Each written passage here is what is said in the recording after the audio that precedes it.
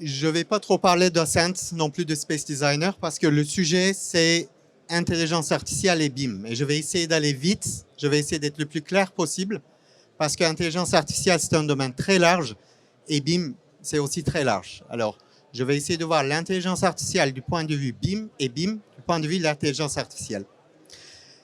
On va passer quelques slides pour se poser, pour contextualiser la chose. Juste avant, encore, quand on parle d'intelligence artificielle, ce qu'on essaye, c'est de simuler l'intelligence humaine. Mais là, je voudrais qu'on se concentre avec ce I, pas sur l'intelligence, mais l'intuition. Ce qui nous intéresse, c'est l'intuition. Un expert devant un projet, il a une idée du prix quand on lui demande du prix. Parce qu'il ne calcule pas. Il a une certaine expérience du passé, de 20 ans, 30 ans de travail. De là, il peut avoir un prix. Ensuite, il l'ajuste avec les données. Il fait le calcul, la simulation, les tableaux Excel et il trouve le prix. Mais cette intuition qu'il a quand il regarde, quand vous regardez dans votre domaine d'expertise, vous avez une intuition de ce qui se passe, le problème ou la solution. C'est ça l'intelligence artificielle.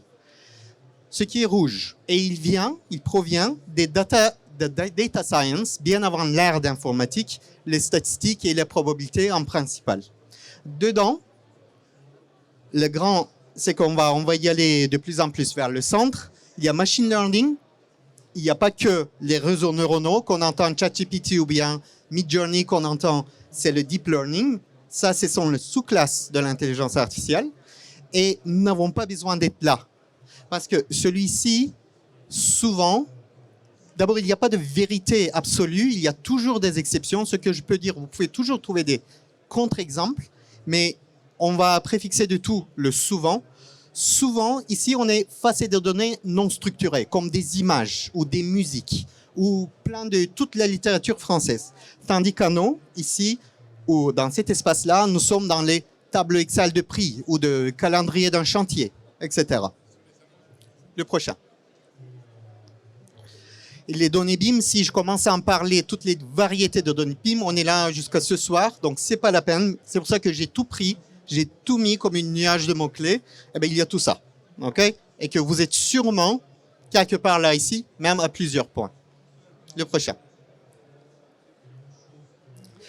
Là, maintenant, on va cuisiner de l'intelligence artificielle. On va faire une analogie entre la cuisine et l'intelligence artificielle, en 8 étapes.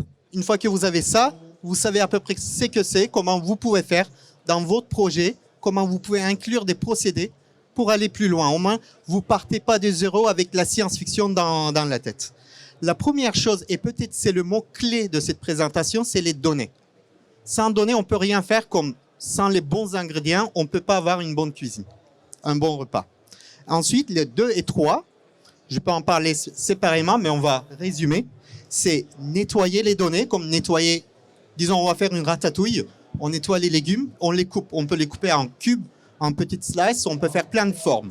C'est ces 2 étapes-là. On va donner une forme, on va enlever les parties pourries, ce qu'on appelle les données aberrantes.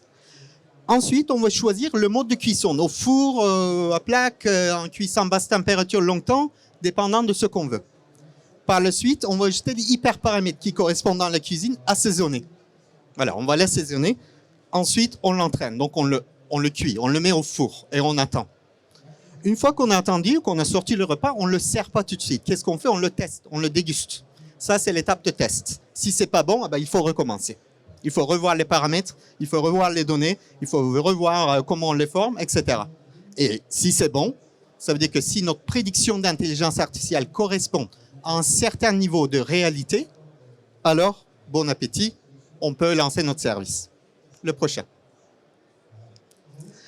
Alors, j'ai revu le schéma de BIM. J'ai voulu prendre sur Internet un schéma BIM, le fameux cercle que vous connaissez, et j'arrivais pas à me retrouver dedans. Le BIM, déjà, le terme Building Information Modeling, le modèle d'intelligence de bâtiment, il s'agit de données. C'est très important, c'est parfait pour l'intelligence artificielle, mais on oublie le mot Ops. Quand on regarde la définition normalisée de BIM, il inclut tant les données que le processus dessus.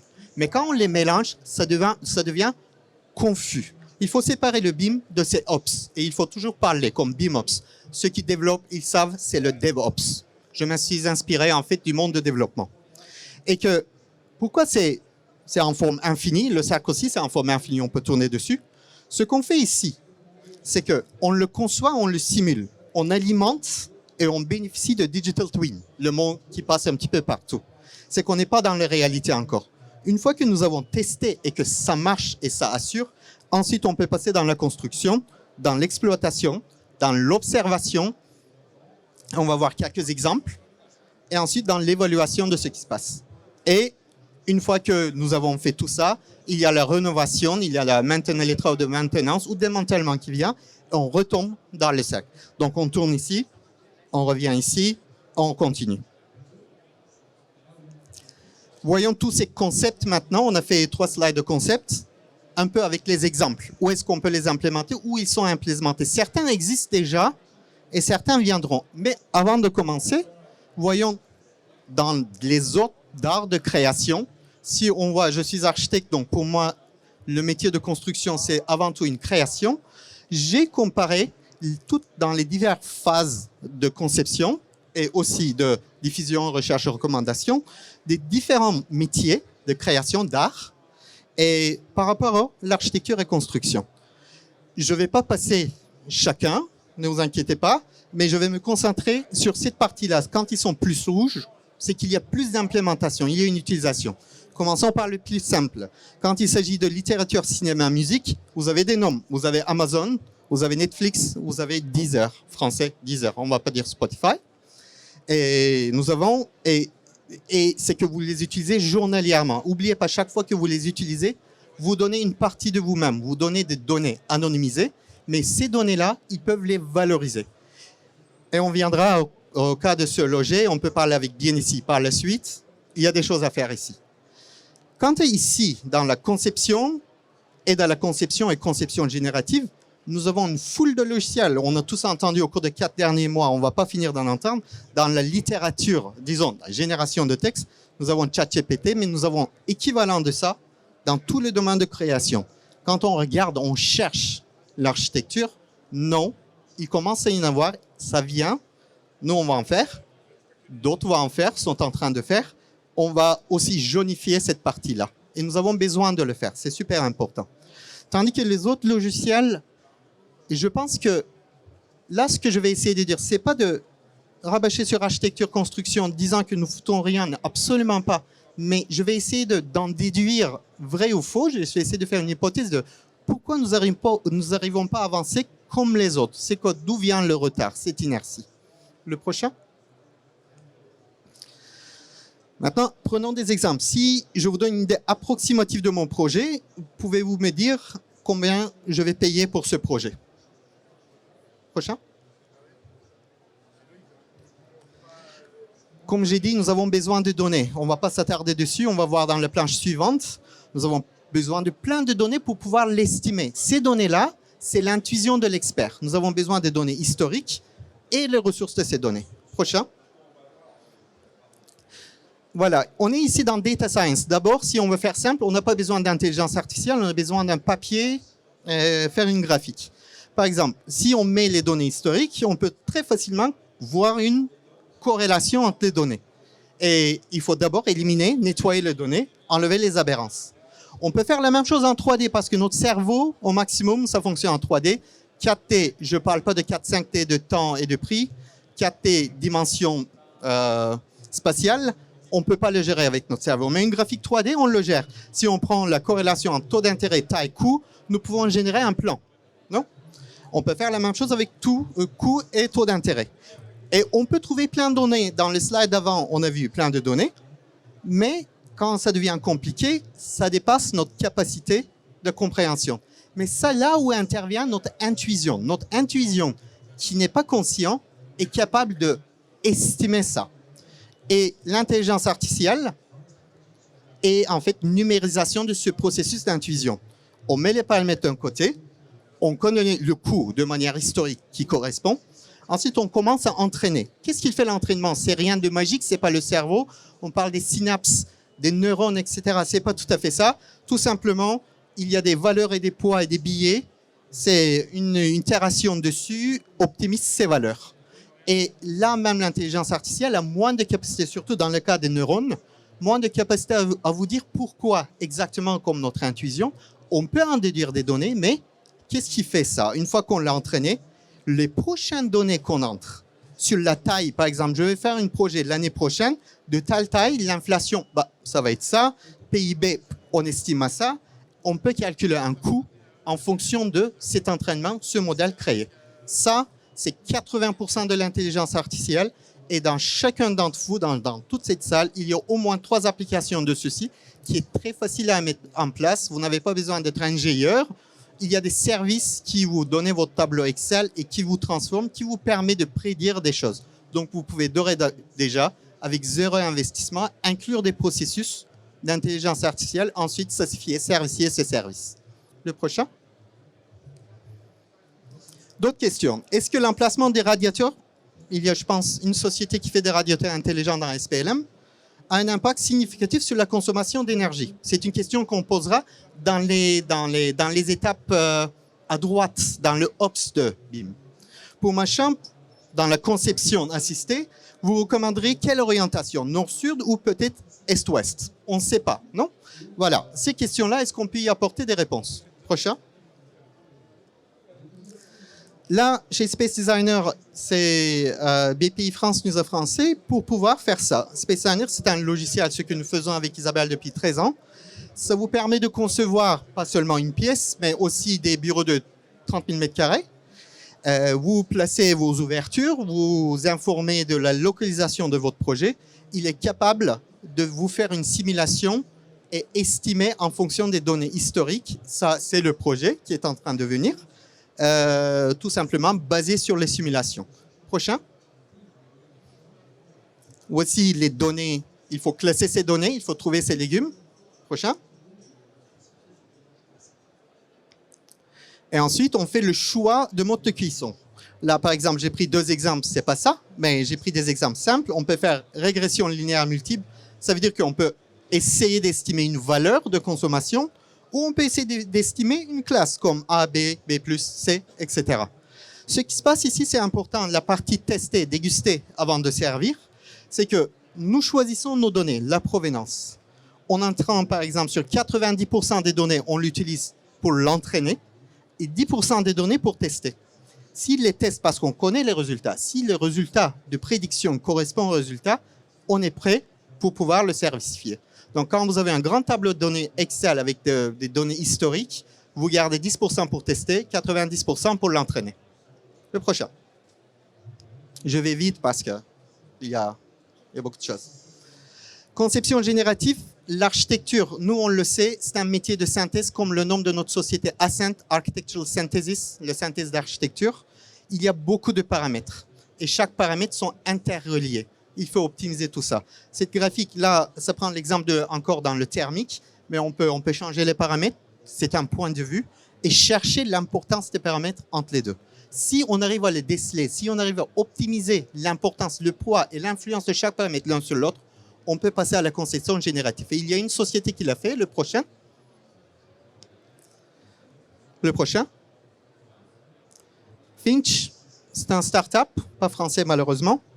Vous dessinez le bordure de votre projet et en espace de quelques secondes, il simule des milliers de possibilités et optimise les valeurs et essaie d'atteindre vos valeurs sur la superficie, efficacité énergétique, éclairage naturel, coût, efficacité carbone. Pour un architecte très bien entraîné, ça prendrait 1 jour de remplir ça. Pour l'intelligence artificielle, il peut en faire des milliers en quelques secondes. Ça s'appelle la conception générative. C'est l'avenir de l'architecture. Et tout étudiant architecte, un jour, il va savoir apprendre à travailler avec ces données-là. C'est notre ChatGPT d'avenir pour les architectes, en fait. Le prochain, on va le faire aussi. Celui-ci, c'est nous, on l'a fait parce qu'on a eu un agent immobilier italien qui a dit qu'il a des dizaines de milliers de plans et il n'a pas le temps de les dessiner, même si notre logiciel, ça va très vite à dessiner. Est-ce qu'on peut le simplifier? Vous uploadez votre plan, vous donnez une échelle, et qu'il détecte 80% de toutes les murs, ouvertures et les portes instantanément. Et donc, 10 000 plans, vous le traitez en 1 jour. Donc, vous avez déjà économisé 80% de boulot. Donc, vous avez sauvé des milliers d'euros, des centaines de milliers d'euros en espace de quelques secondes. Ça, c'est reconnaissance automatique des plans. Mais ça ne s'arrête pas à reconnaître des plans. Ça va beaucoup plus loin que ça, de comprendre ce qui se passe dans les plans. D'abord, ça génère du données. Tous les plans dessinés depuis des siècles, si on arrive à les digitaliser, on peut les classer par région, parce que l'architecture, c'est quelque chose de régional. On ne fait pas une maison pareille au Canada, en France, en Turquie, au Japon, etc. C'est complètement différent. Et le fait de pouvoir les dessiner, et d'ensuite, par ces paramètres, les classer, ce qui est une domaine de l'intelligence artificielle, qu'est-ce qu'on peut faire? Le prochain. Ou celui d'avant, pardon. Désolé, j'ai pas... Avant, un avant. Si on arrive à les classifier, on peut faire des recherches par similarité. Imaginez, vous êtes architecte ou vous travaillez dans le domaine de BTP. Vous pouvez dire, OK, le plan que j'ai devant moi, est-ce qu'il y a des plans similaires à ce que je fais? Si on arrive à les indexer, si on arrive à les nourrir, cette base de données, si on peut, je veux dire, imaginez quand vous tapez sur Google pour chercher quelque chose, il vous le complète, non? Dans Word aussi, dans Gmail aussi. Ou bien, c'est quand vous tapez quelque chose, il vous trouve des erreurs syntaxiques, grammaticales, etc. Imaginez, vous êtes architecte, vous dessinez, il vous dit « Ah, en fait, tu veux dessiner ça, on va le compléter. » Ou bien, voici 3 options d'autres plans dans l'histoire de l'architecture qui ont trouvé une solution à ça. Aujourd'hui, on ne l'a pas. Si je dessine un plan et on me copie dessus, sans voir le bâtiment qui est copié sur moi, je ne peux pas aller chercher ma propriété intellectuelle. Tandis que légalement parlant, dans tout le pays, un architecte a le propriété intellectuelle du plan qui a dessiné. Mais qui dit que quelqu'un d'autre n'a pas eu la même idée à dessiner avant moi? Et si on arrive à définir l'auteur principal, grâce à l'intelligence artificielle et ce processus, du coup, je peux aussi, je donne l'exemple, assigner un NFT dessus et voilà, valoriser et marquer en un temps histoire. C'est moi qui, à cette date-là, a dessiné ce plan. Ce qui permettrait, plus on protège les données, plus on permettra de partager. Quand vous mettez une musique sur Spotify ou YouTube en vidéo, s'il y a une musique derrière qui a déjà une propriété intellectuelle, il ne vous permettra pas de partager. Il est déjà, en quelques secondes, dans toute l'histoire de musique, il trouvera s'il y a une propriété intellectuelle dessus ou pas. On peut faire la même chose avec les plans. Et ça, c'est le futur des architectes. Le prochain. Là, par exemple, j'ai un plan ici qui est très similaire à ça. Quelle est la similarité? Ou bien celui-ci et celui-là, peut-être on va dire que c'est différent, mais ils sont très similaires. Il y a juste un mur en billet. Quelle est la similarité de ça? Et maintenant, faites ça, extrapolez ça à des dizaines de milliers de plans. Pour l'intelligence artificielle, c'est facile de le faire. Le prochain. Ça, c'est important. L'intelligence artificielle est aussi un algorithme de recommandation qui, après avoir examiné vos choix de films, suggère gentiment de vous sortir plus souvent. Donc, il peut vous proposer quelque chose que vous n'avez pas pensé, une solution que vous n'avez pas imaginée. Le prochain. On va analyser cet exemple avec quelque chose qui est très concret. Quand aujourd'hui, vous cherchez un appartement, qu'est-ce que vous dites? Vous dites la taille, le budget, le quartier. Il vous dit, vous avez tant d'options. Est-ce que vous voulez les voir? Vous avez la liste des options ici. Maintenant, imaginez un chatbot. Okay? Vous dites, voilà, je cherche un truc comme ça, vous l'écrivez. Il dit, OK, tu as 5 offres, mais tu sais que d'après mes estimations, il y aura 25 autres logements qui vont se libérer dans 6 mois. Parce qu'il l'a estimé. Vous devrez être tenu au courant quand il y a un qui se libère. Donc, proactivement, quand nous avons arrêté les recherches, il peut nous contacter pour proposer des disponibilités. On va plus loin. Il dit, OK, si tu me fournis quelques informations, je peux chercher d'autres solutions. Il nous pose quelques questions comme où je travaille, où mon conjoint, ma conjointe travaille, est-ce qu'on a des enfants, il sait déjà notre budget à peu près, quelle est l'activité qu'on aime, est-ce qu'on aime faire le vélo par exemple, en famille. En fonction de ça, il peut nous dire, tandis que nous cherchions au centre de Bordeaux, il peut dire, d'après les informations que tu as fournies, il y a d'autres options qui peuvent réduire votre trajet, votre temps sur la route chaque jour de 2 heures. Vous aurez 20 mètres carrés supplémentaires et vous serez près de Parc-Bourran qui vous permettra de faire des balades en week-end en famille.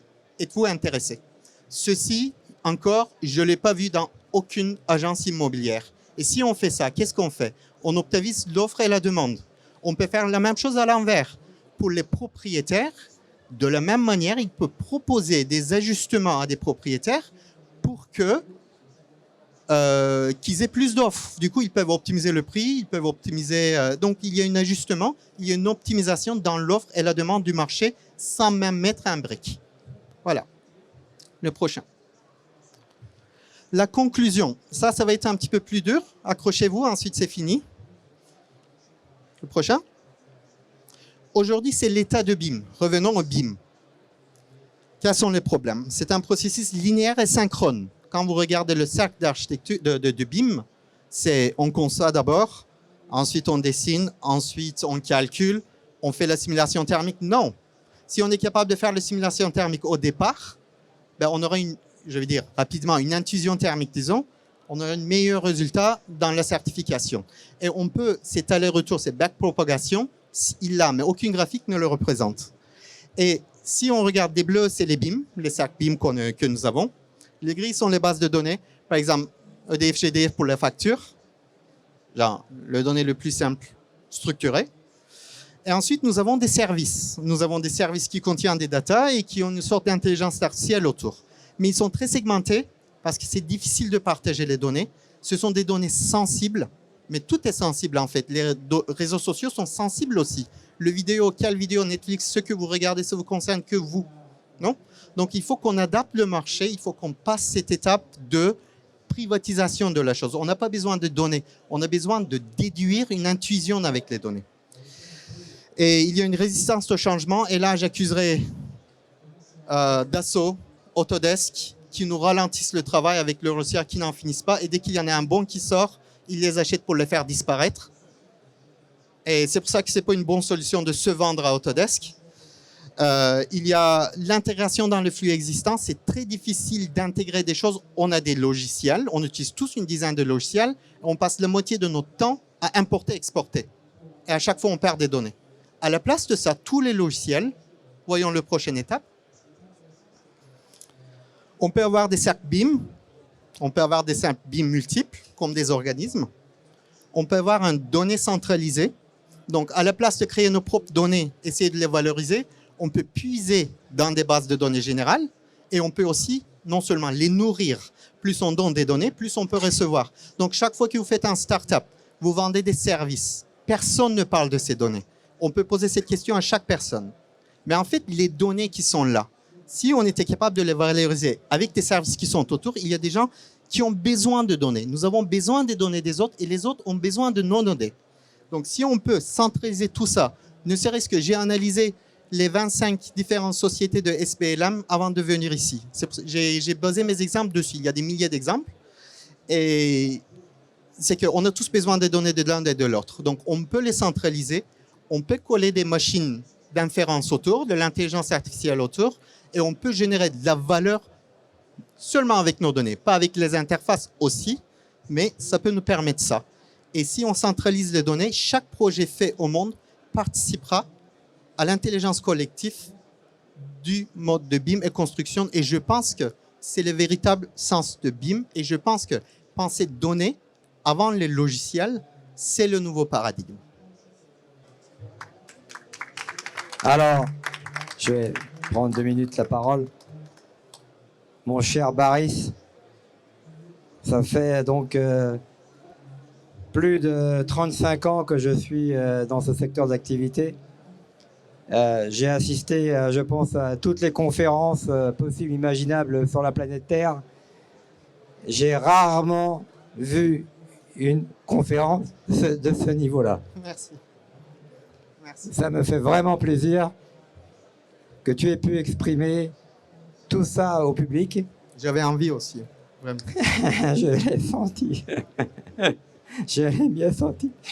Mais il y a très très peu de gens sur la planète Terre aujourd'hui qui travaillent sur le BIM et l'intelligence artificielle. Je pense que vous êtes des précurseurs. C'est pas pour rien que vous avez 5 millions d'utilisateurs dans le monde. Vous pouvez imaginer ça? Une petite boîte française inconnue de tout le monde qui a 5 millions d'utilisateurs dans le monde. Mais moi, j'hallucine. Ils ont redéveloppé ce que j'avais fait il y a 35 ans en 10 fois mieux sur le net. Et je comprends maintenant pourquoi vous l'avez fait, parce qu'avec des technologues, architectes comme vous, ça ne m'étonne pas. Mais vous pouvez être sûr que SBLM va autant que possible vous aider. Et comme on aide tous les autres, Mais comme tu l'as dit, un seul outil qui coordonne l'ensemble, c'est l'avenir. Et nous aussi, avec Start Building et d'autres produits, nous souhaitons faire cette démarche. Vous êtes vraiment les bienvenus chez SBLM. Bravo à vous. Merci. Est-ce qu'il y a des questions dans l'assistance? Non, pas de questions. Alors je vous rappelle qu'à 17h30, il y a un cocktail. Vous êtes invités, c'est gratuit. Venez échanger avec toutes les startups et les sociétés d'SBLM. Venez comprendre ce qu'est SBLM. Nous ne sommes pas une association, nous sommes des entrepreneurs. C'est un collectif d'entrepreneurs où on essaie de ramener l'ensemble de l'intelligence française sur le sujet et de l'aider, de par notre expérience du passé, à se développer au niveau international. Merci de votre attention. Merci, Baris. Merci à vous. Félicitations.